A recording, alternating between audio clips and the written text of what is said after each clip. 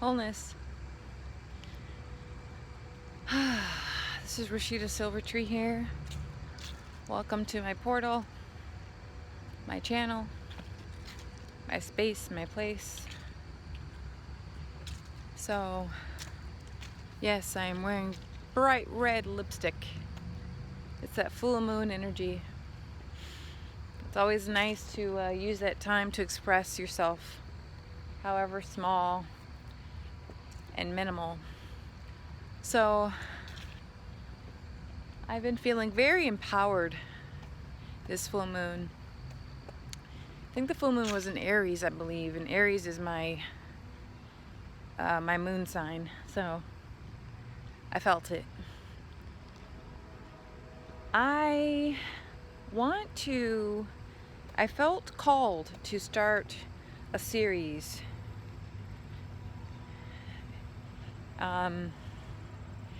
And here it is. The rise of the Matriarch. And today's subject specifically deals with the decentering of men, the movement that is taking the digital world by storm, that's literally shifting the patriarchy, the patriarchal society. Now, obviously, some ears may perk up from the opposite sex, but it is what it is. So,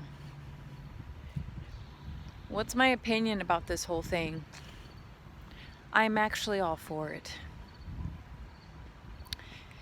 I am actually in the middle of, well, not in the middle, it's done. I've recently separated from another, and I am pushing go, moving forward on my path, however painful and sometimes challenging it is. And so, man, walking and talking is a bit of a challenge. And so with this, I think it's a beautiful thing, Decentering of men doesn't mean that we are looking down on the opposite gender, that we are, it's all based on ego. I think it is probably one of the most selfless acts, selfless movements any woman can take part of. When we center ourselves, we listen to ourselves. When we center ourselves, we listen to our thoughts. When we center ourselves, we listen to our heart. When we center ourselves, we listen to our body. When we center our dislikes, we tune into what we need. When we center our desires, we focus on manifesting what we want to experience and what we want others to experience. So there is nothing selfish about decentering men. Do not make others a priority if you're only an option to them. It's a very, very dangerous thing to do. And as a child-free and single woman, which I accept that now, I'm middle-aged, I'm 34 years old. In a couple months I'll be 35, God willing. I always say God willing because we're never promised a day, a moment, a second. And in the 34 years that I have been blessed to breathe air, to walk, to move, there have been some very difficult challenges that I've had to work on, that things I've had to face, fears I've had to, let's say, integrate, excuse me. And so I'm trying to find a really nice place to just sit and talk with you. Ooh, I think I found one. Right over here, under a nice stone pavilion.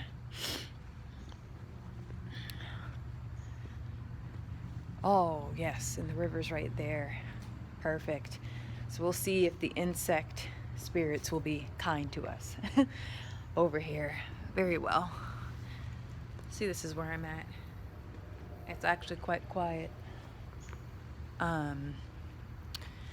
So, decentering men. This movement is just taking everyone by storm. There are some concerns that I have about it, though, because there are some women that tend to look down on other women, meaning, oh, well, you're having, oh, look at you, like, married women, it's a trap, and oh, kids just suck up all your time, and they look down on motherhood, they look down on marriage. And then you have people who are married and who have children look down on single women, like, we're loose, we're too free, we don't have any values or morals, we're selfish. Both are wrong, and in some aspects both are right.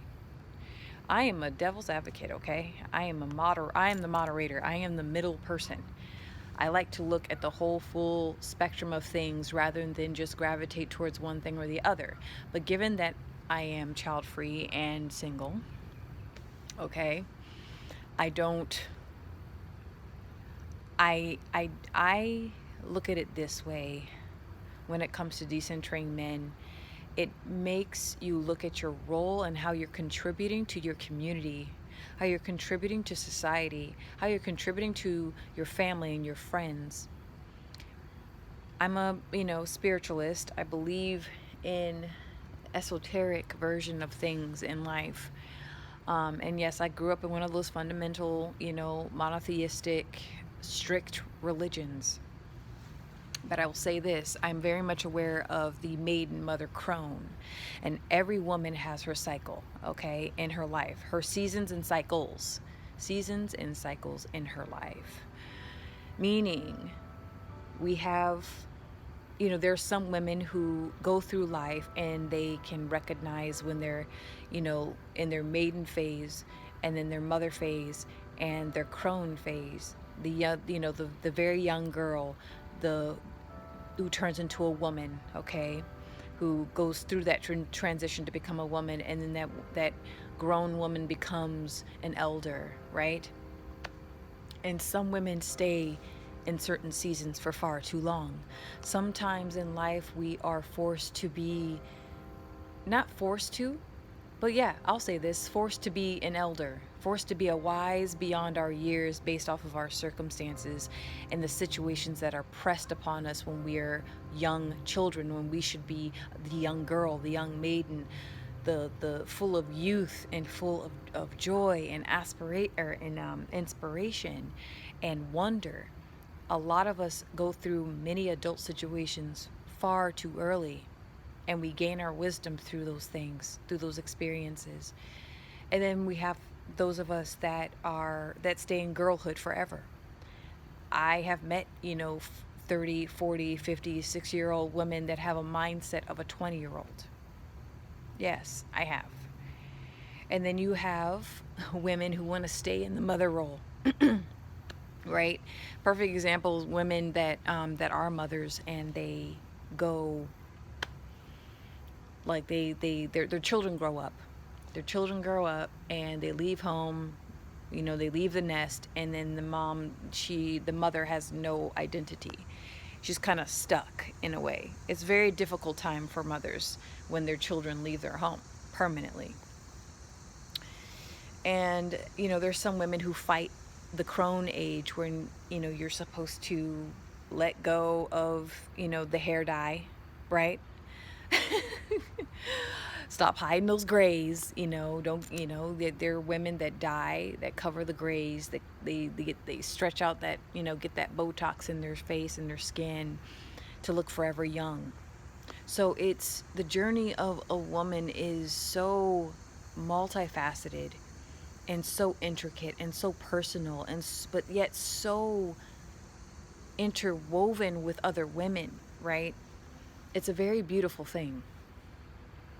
Now, do I think that there is a war on feminism? Yes, I do, but that'll be for another video. I have to really be very careful on how I address that, because society's kind of in the middle of this huge cultural shift, this huge revolution, if you will, on how we identify gender roles, how we identify sexism, how we identify the role of the modern woman, the role of the modern man, and all that's being threatened by this shift. So, all that we've been programmed and conditioned to be is being pulled up to question, and that's part of the age of Aquarius. Okay, that's part of it. It's all this information's coming out. Everyone's relooking at their past, and what makes this shift even more potent when it comes to decentering men is how we have all this documentation. We live in a digital world with the rise of technocracy, which will be another series. Okay, but with the rise of technocracy, we have things where we can look back and compare and contrast to make better judgment of where we really want to go. We compare and contrast the past to prepare ourselves for the future. It's a very beautiful thing.